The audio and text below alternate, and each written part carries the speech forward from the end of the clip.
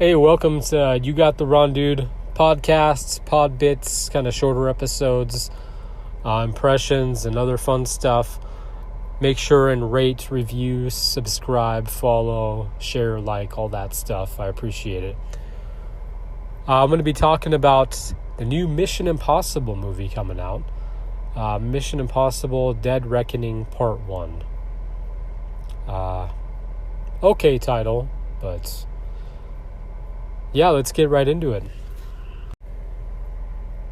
Well, it's funny, despite all the amazing action sequences and, powerful moments, the thing that stood out to me the most in the first trailer, the main thing, Kittredge is back.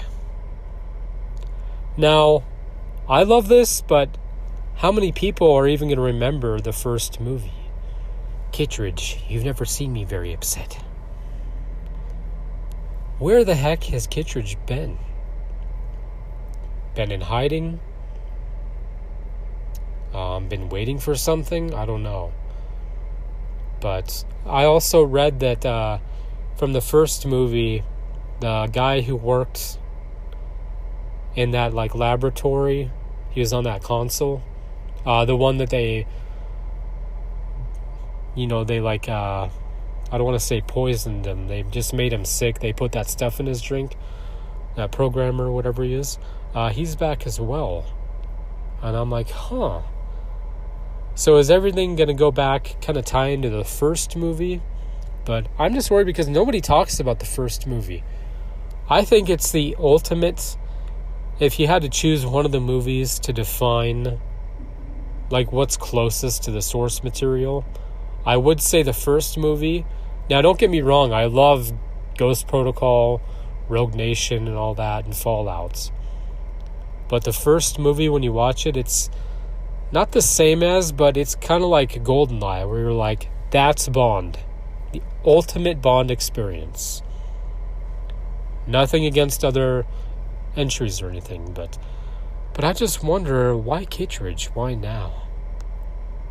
And is he against Ethan? Saying this is going to cost you dearly or deeply or whatever. And I gotta say that overall,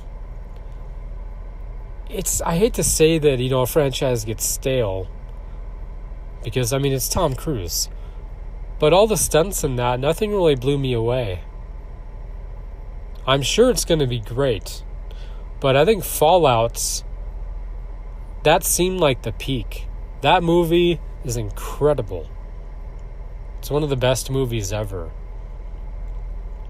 And the action in it, the characters, the deception, sometimes you can see that stuff coming. In that movie, it was almost hard to follow at first because you're like all these double crosses and it's like, geez. So who works for who? Or are we all just independent contractors? Jeez. But with this one, the two-part finale, just like Fast X and Fast 11, Infinity War and Endgame, they kind of spawned this two-part finale. I think it's been done before, but it's just now it's kind of like we're going to lose.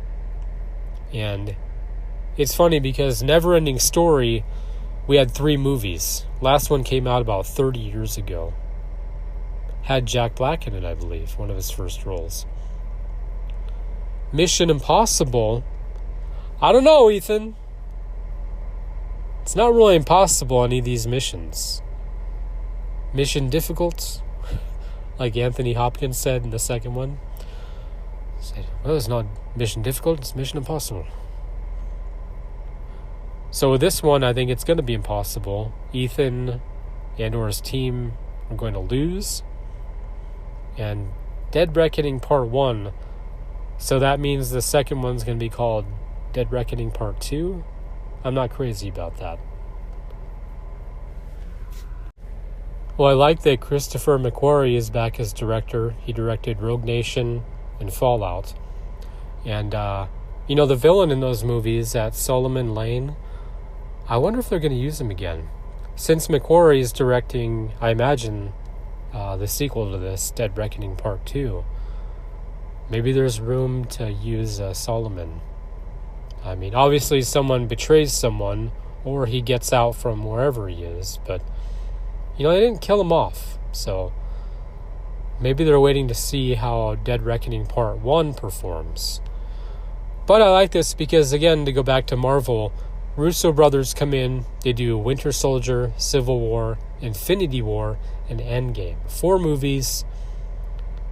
Nothing gets off track. You're not branching out too much or anything with stories, not changing things. And same thing with Chris. Because Reckoning will be his 3rd, and then Reckoning 2 will be his 4th. So I'm glad because, again, different directors have different visions. They might be like, oh, no, we're not going anywhere with this character. I'm scrapping it, or this storyline. But I wonder if they filmed them back to back. What do you think? Well, the story isn't very compelling. It's kind of repetitive. I read this on Wikipedia about them, the team trying to get a weapon before it falls into the wrong hands, and it's like, that's been done so many times in this movie. And, it just seems like there'd be more of a clever way, because if Cruz is done with this franchise, I mean, is his character going to hand the reins over to Jeremy Renner's character, or was that abandoned? And Renner, I mean, hopefully is doing a lot better in that after his accident. But with that, even with like the Bourne Legacy, it's kind of like, is Renner taking over? Is he taking the reins? That didn't go anywhere. But, I'm just curious. Because maybe that's why in the trailer, they don't really tell us much. Which I can appreciate, because sometimes they spoil movies. But with this, they're just like, just another device the team has to get. But hopefully there's just more to it, because this has happened before, like I said, but, is this mission truly going to be impossible?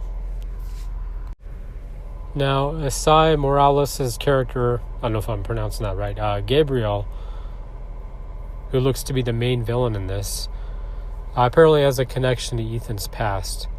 But he never appeared in any of the other movies. So bringing Kittredge back from the first one is interesting. But with this one, it's like we have a new villain with a history, but it's like, why not bring back, another, obviously, all the villains pretty much die, but what about their team? Someone who survived or something. With this, it's kind of like, well, we don't know this character, which could be good for the plot, because we don't know their motive. But at the same time, it's like, well, okay, why did this never come up before? And why introduce this new villain in a 2-part finale? So, looks like a great performance, don't get me wrong. But it's just like with Kittredge, it's like, well, then why have another character tied to his past that we don't know about? Or are they going to insert his character into the first movie, perhaps? Because you remember in the first one, it's like our team is being watched by another team. Like, what's going on? So that could be interesting. Well, let's talk about the first Mission Impossible. Came out in 1996. A lot of action, a lot of double crossing. What's going on? Our team's being watched by another team. Ethan figures everything out. Great villains, great twists. Like I said earlier in this episode, while it's not the best, certainly not, it's the one you watch and you're like, oh, this is like true espionage spy thriller. And it's like the definitive chapter. But again, not the best, because later on with Ghost Protocol, Rogue Nation, Fallout, those had that kind of like Bond look and feel to them. More exquisite, more polished in that. But again, the first one, it's kind of like that GoldenEye, where it's like, this is the ultimate. And because the second movie, which we'll get into next, very stylized, very different than its predecessor. But the first one, just so many great performances. You don't know what's going on. Ethan's family's involved with this. And you know what? I'm going to rewatch it. I haven't watched it in years. And I haven't seen it on streaming. I actually bought the box set. It had everything except for Fallout. So the first, 5 movies.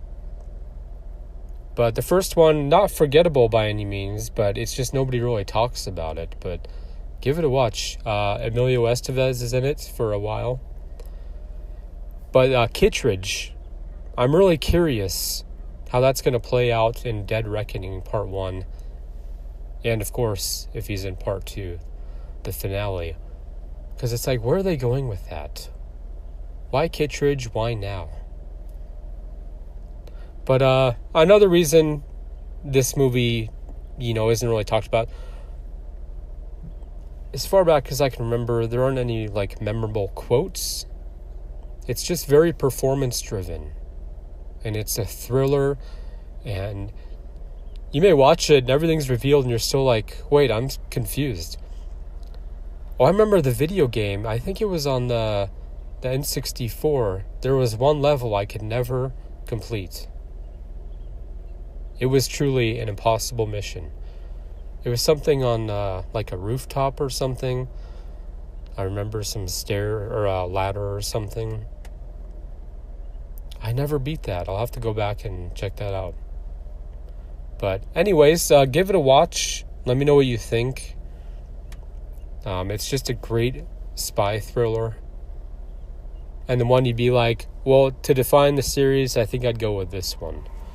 Even though its sequels are more entertaining, we'll say.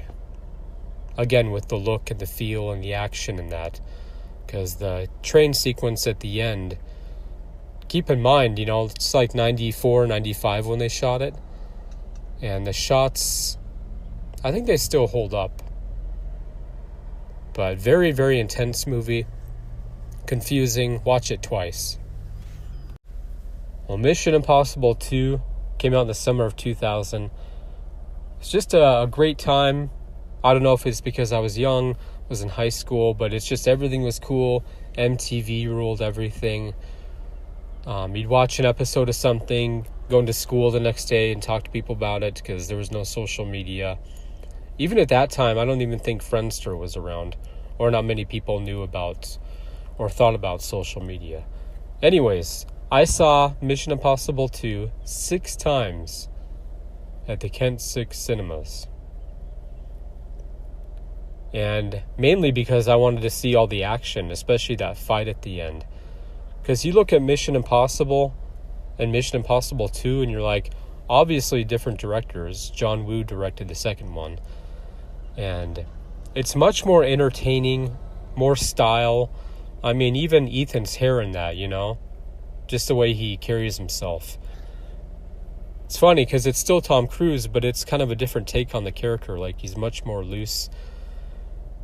And, of course, the action, the score by Hans Zimmer, that injection sequence, that's one of my favorite scenes of all time. And, of course, the fight at the end. Because you watch behind the scenes and it's like, oh, Tom's really delivering those kicks and those blows in that.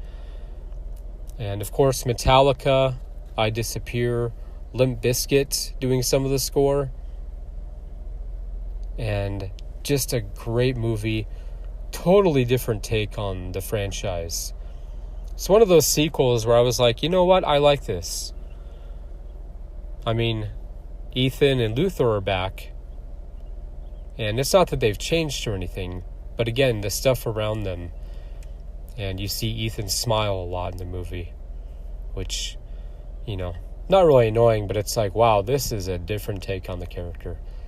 And the love story with Naya. And just the way it's shot in that. But the action for me stood out most. And far more entertaining. Whereas the first movie, you get reeled in really fast. And you get confused. And in the second one, there aren't really, a lot of double crossings or betrayal besides, Sean Ambrose, what he did. But there's nothing where you're like, oh, no way, I didn't see that coming. It's easier to follow, but ultimately, I would watch that one over any of the other ones. Even though I love Ghost Protocol, Rogue Nation, Fallout, the second one just had everything in it. Everything you'd want in a movie.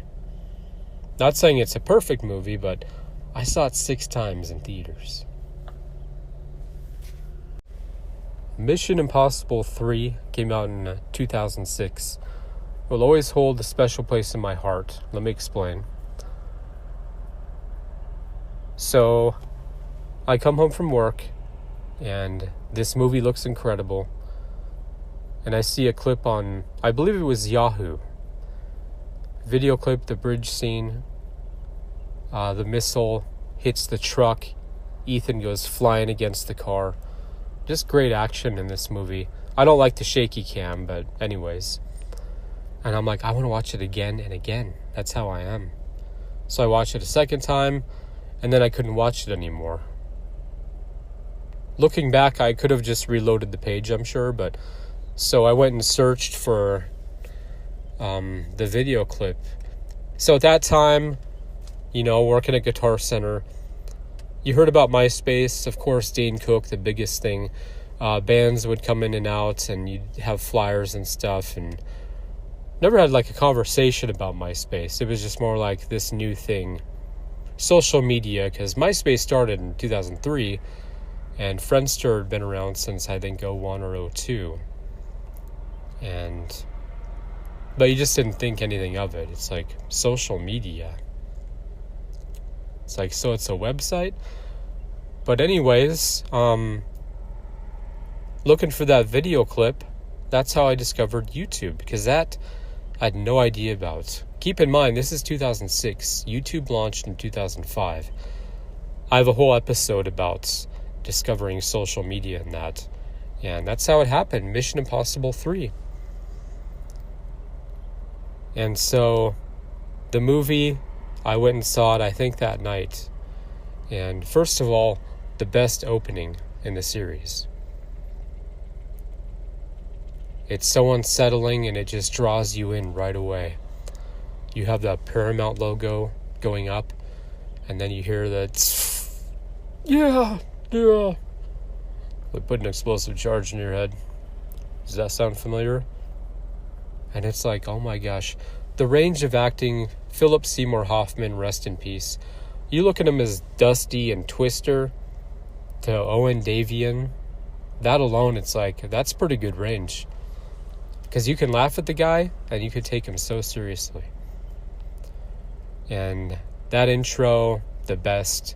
Great action in the movie. And great performances. And I still think 2 and 3, I think, the most entertaining. Because Abrams, he's great with the camera movements. And I'm glad he ditched the shaky cam.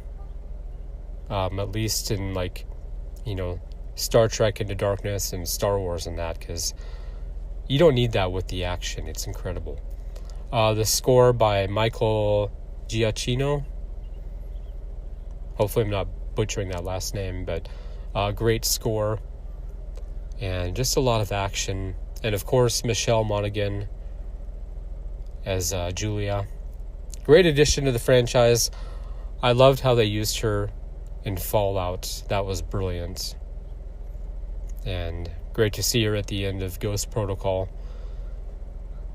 And with this movie, it's kind of like, what's Ethan doing? Like, this love thing is just going to cost him. But it was very well done in this movie. And, Philip Seymour Hoffman. Because my dad and I just praise his performance in that movie. Because, besides him, Solomon Lane, those stand out. But I remember at one point, I had to go back and watch Ghost Protocol. Because I was like, who's the villain in that? I couldn't remember. But with some of the movies, it's more about, their mission. what they're going after. Because villains can be over the top, outrageous, fun.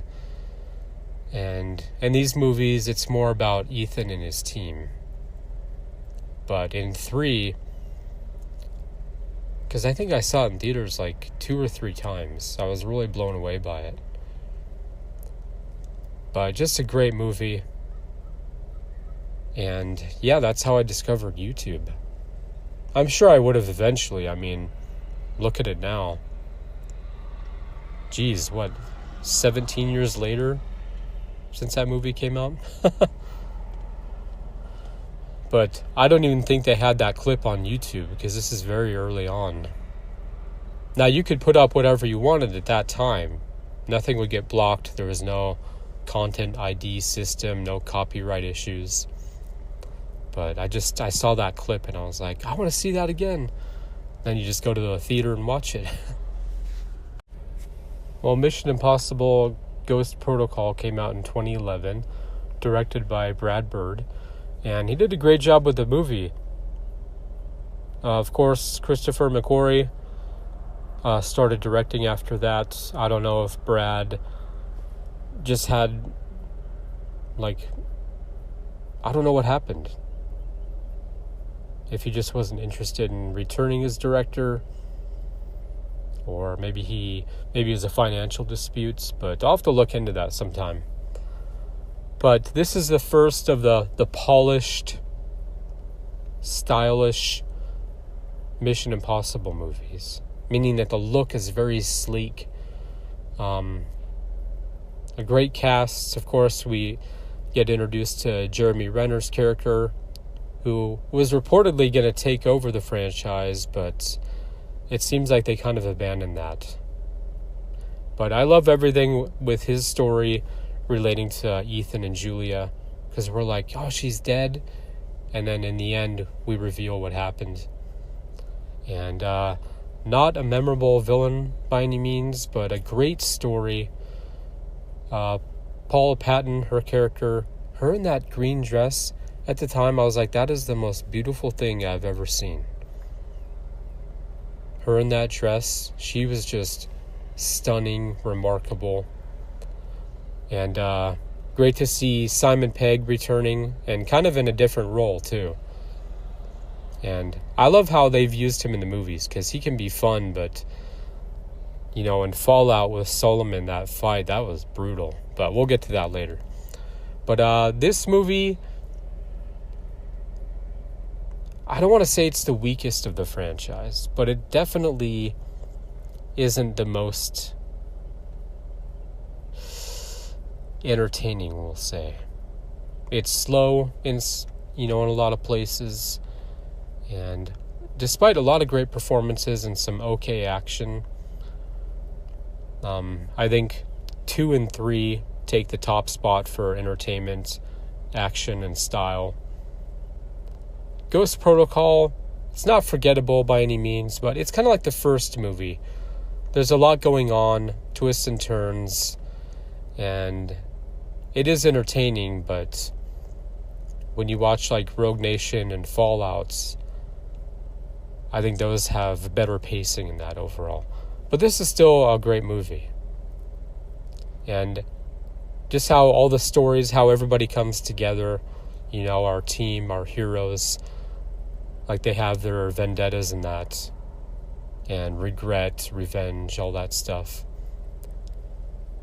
But it is easy to follow, and I was hoping JJ would return as director, but I believe to this day he still serves as producer, has some involvement with the franchise. But who knows, maybe JJ will direct the next, Ethan Hunt character once they're done with this series. All right, Mission Impossible 5, Rogue Nation, great title. Some good action, but Solomon Lane, he doesn't steal the show or anything, but just one of those villains. To me, he doesn't really get enough praise. His performance in this, and of course in Fallout, and Christopher McQuarrie, The first one that he directed is Rogue Nation. And again, in Dead Reckoning, either 1 or 2, I'm curious if Solomon is going to have a role in that, because they kept him alive. So we'll see. But very tough character. Brutal, cunning, intense. And Rogue Nation, it doesn't really stand out. Like, it's a great movie. But again, the action, in like 2 and 3 really steals the scene. And the bike chase is really good. Just great performances all around. But I'm trying to think, because nothing really too memorable about this movie besides the villain.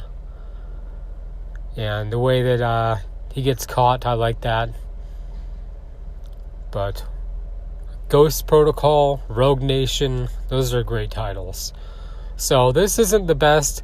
I think this and Ghost Protocol, again, there are no weak entries in this franchise.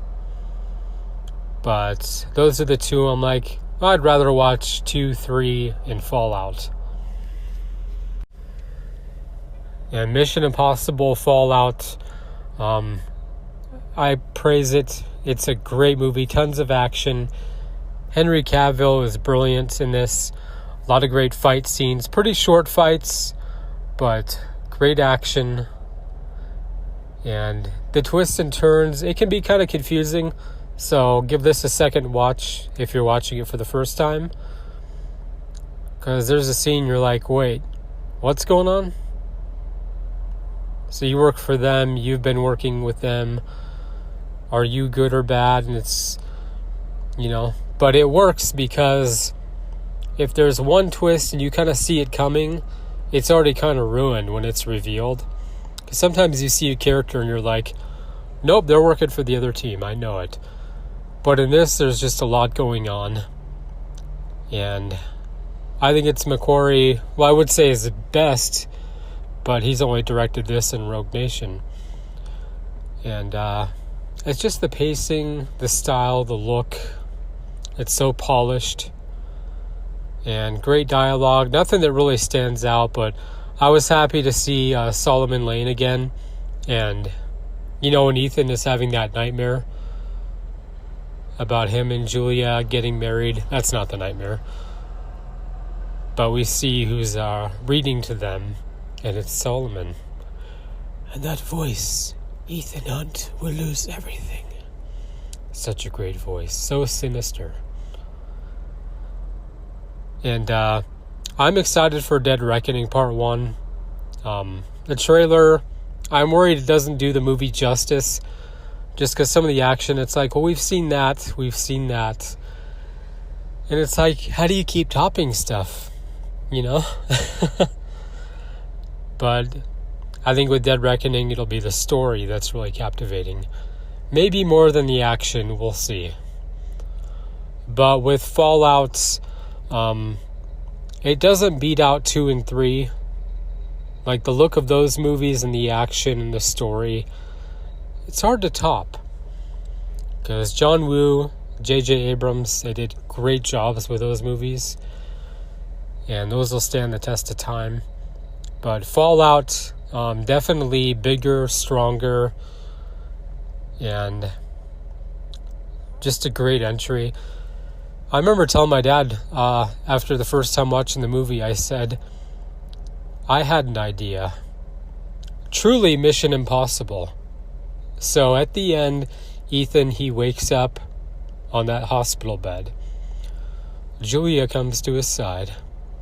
And she says, something like, we're so proud of you. You did it. You saved us.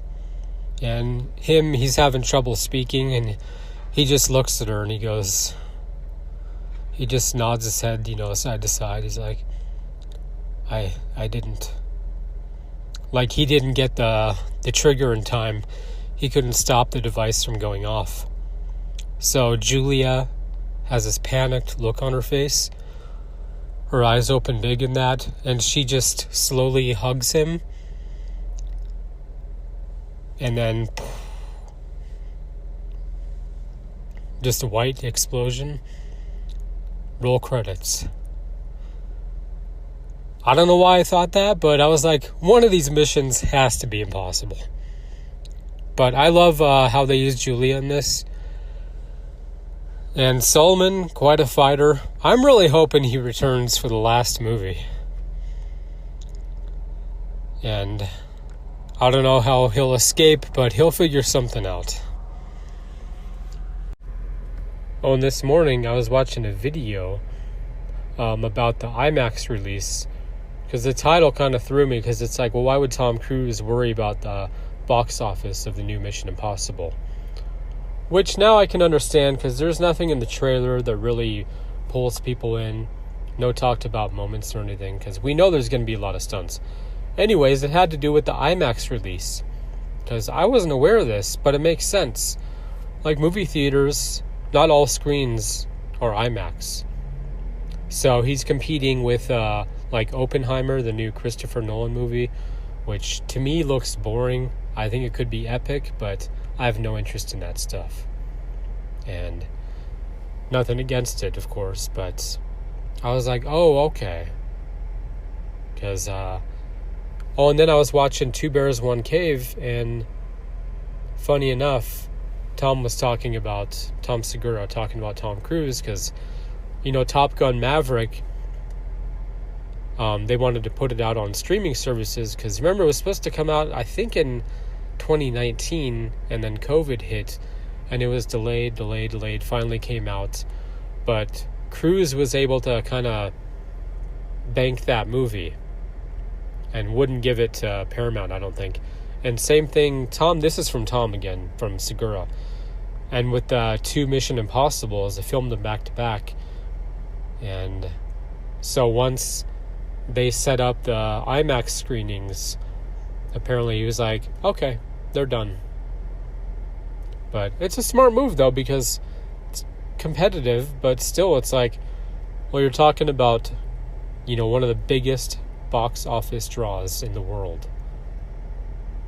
And it makes sense, but I had no idea about the competition for IMAX. That's really interesting. I'll have to look into that more. Now I wish I would have seen Fast X IMAX. Not the best movie out of the series, but there's so much action in it. But all that makes sense now, and Dead Reckoning, I believe it's coming out in July, so next month. But I'm looking forward to it, but at the same time, another trailer, it's got to pull people in. Give us something, tease something where it's like, oh, what's going to happen? Because, I'm pretty sure they're going to lose in this one, but we'll see. Well, that is going to do it for this episode. Thank you very much for tuning in. Don't forget to like, subscribe, share, follow, rate, review, all that fun stuff. I appreciate it. And let me know what you think of the new movie. The 2-part finale. Are you pumped? Are you underwhelmed? The next trailer, they got to give us something to talk about. This movie is not getting much buzz at all, from what I've seen. We need a moment in the trailer. Maybe they reveal something. It's like, oh, that's clever. Because the Kittredge thing, for me, that was enough. I'm like, oh, I'm seeing this. But how many people recognized him? And, villain connected Ethan's past. The team trying to prevent a device from falling into the wrong hands. It's like, yeah, we've seen this before. What else you got? Make this mission impossible. Just one. Because we know that the finale probably won't be. But, have Tom look into the camera and just, I can't do it. This mission is impossible. Oh, and I forgot, in Mission Impossible 2, I was talking about the MTV days. Remember Ben Stiller, he did that sketch with Tom and side by side, and that was hilarious. So many kicks in this movie. It should be called Kickin' Impossible. Looks like they had a lot of fun making that, but... Oh yeah, and then Tropic Thunder. Because you remember Tom played a role in that, directed by Ben Stiller, who also starred. I just put that together. How about that? Anyways, let me know what you think, and thanks again for tuning in. I appreciate it. I will see you next time. You Got the Ron Dude podcast.